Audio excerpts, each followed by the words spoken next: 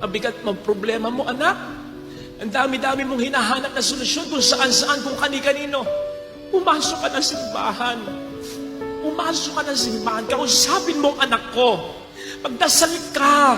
Magsisi ka sa kasalanan mo. At mararamdaman mo ang yakap, ang paggabay, at ang tulong niya. Lahat tayo, alam mo, mahal ka ng asawa mo yan eh. Lahat tayo, alam mo, mahal ka ng anak mo yan eh. Lahat tayo, mahal tayo ng ating kapatid natin yan eh, kaibigan natin yan eh.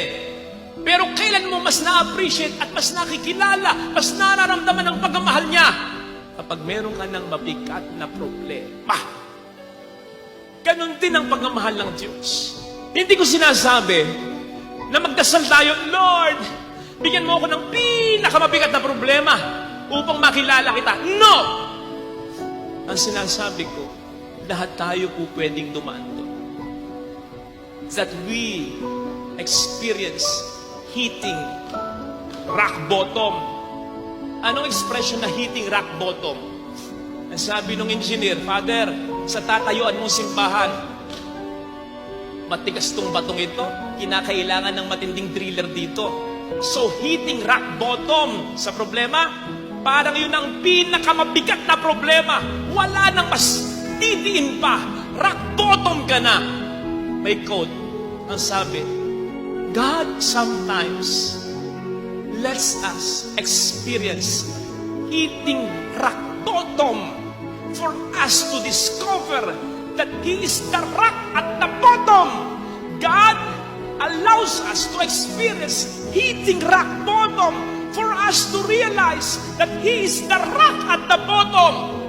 Kung minsan, iaalaw ng Panginoon na magkaroon tayo ng matinding problema na parang wala ng pag-asa. Doon natin siya kasi mas mararamdaman ang kanyang kapangyarihan at pagmamahal. Doon natin siya mas ma-appreciate at makikilala.